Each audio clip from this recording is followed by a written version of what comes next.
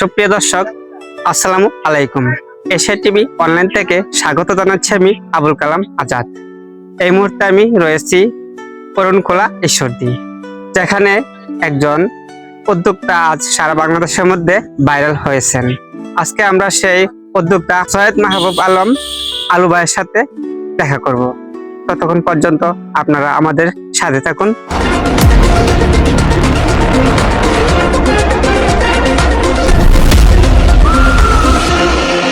আসসালামু আলাইকুম স্যার, কেমন আছেন? ওয়ালাইকুম আসসালাম, আলহামদুলিল্লাহ ভালো আছি। আমি আজাদ, এশিয়া টিভি। সৈয়দ মাহবুব আলম, প্রধান শিক্ষক পৌর হাই স্কুল। আমরা জানি আপনি একজন স্কুল শিক্ষক, কিন্তু স্কুল শিক্ষক হয়ে এই খামারি লাইনে বা কি উদ্দেশ্য নিয়ে এই পথে আপনার পথ চলা? আর মূলত যখন করোনা শুরু হয় 19-20-এ, তখন স্কুল বন্ধ হয়ে যায়। তখন দেশের যে মহামারী অবস্থা সারা বিশ্বেই, তো তখন এটা ভাবলাম যে স্কুলটা কবে খুলবে কোনো নাই, গ্যারান্টি নাই।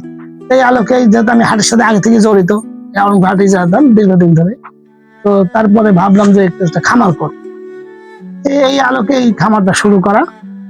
তখন ছিল শখ, তারপরে নেশা, পর্যায়ক্রমে সেল সেন্টার করে জানা পেশা, ইনকাম সোর্স তৈরি হয়েছে অনেকটা।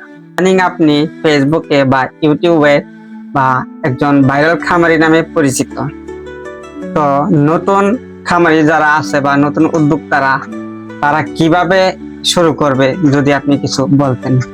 আসলে এটা শুরু করতে হলে কিছু পূর্ব অভিজ্ঞতা প্রয়োজন।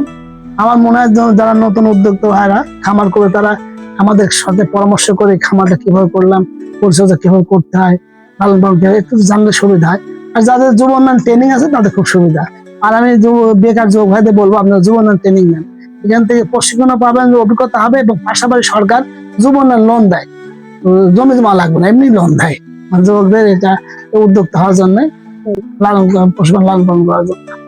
প্রথম কতটি মহিষ নিয়ে খামার শুরু করেছিলেন, বা এখন কতগুলো মহিষের মানে ক্যাপাসিটি আছে, বা কতগুলো মহিষ আছে আপনার বর্তমানে? আমি 3টা নিয়ে শুরু করেছিলাম, প্রথমে 3টা। এখন আমার প্রায় 71 ক্যাপাসিটি আছে। 72টা পর্যন্ত ছিল, 80 যায়, কমে গেছে, আবার 80 যায়, এইভাবে। আমাদের দেশে তো গরু এবং মহিষ এই দুটোরই খামার আছে।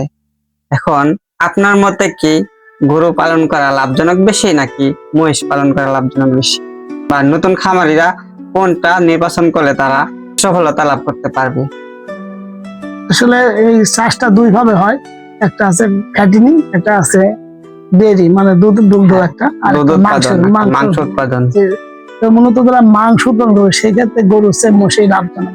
মোষের মাংসের দামও বেশি, মোষের খাওয়া খরচ কম, মোষের রোগ বালাই কম, পরিচর্যা খরচ কম। মোষটা ধরেন হাওয়ার বড় জায়গা আছে প্রচুর, তাদের কোনো খরচই নাই। মোষ সাদা পানি খায়, পুকুরের পানি খায়, আর এমনি ঘাসটা খায় বেড়ায়। আপনি বলতে যাচ্ছেন যে গরুর তুলনায় মহিষের খরচটা একটু কম, আর লাভের ক্ষেত্রে মানে গরুর মাংসের চেয়ে মহিষের মাংসের একটু দাম বেশি, সেজন্য লাভ একটু বেশি। জি জি, এবং মাংস খুব দ্রুত লাগে, মোষে দ্রুত লাগে। উদ্যোক্তা তাদেরকে অনুরোধ করবো, আপনি সার কখনো আমাদের সাথে যোগাযোগ রাখবেন, পরিচর্যা কিভাবে করতে হয়, কোথায় কোথায় হাট আছে, কিভাবে কোথায় কিনবেন, কিভাবে কিনলে লাভজনক হয়, ইত্যাদি বিষয়ে জানতে পারবেন। সুপ্রিয় দর্শক, আমরা আজকে একজন ভাইরাল উদ্যোক্তা বা খামারি সৈয়দ মাহবুব আলম আলু ভাই থেকে একটা কথা জানতে পারলাম যে প্রথম শখ, তারপর নেশা, তারপর পেশা। প্রত্যেকটা খামারি তারা শখের সহিত প্রথমেই শুরু করে, তারপর এটা হয়ে যায় নেশা, নেশা থেকে ধীরে ধীরে এটা পেশাতে রূপান্তরিত হয়। অরুণখোলা ঈশ্বরদী, পাবনা থেকে বিদায় নিচ্ছি আমি আবুল কালাম আজাদ, এশিয়া টেলিভিশন।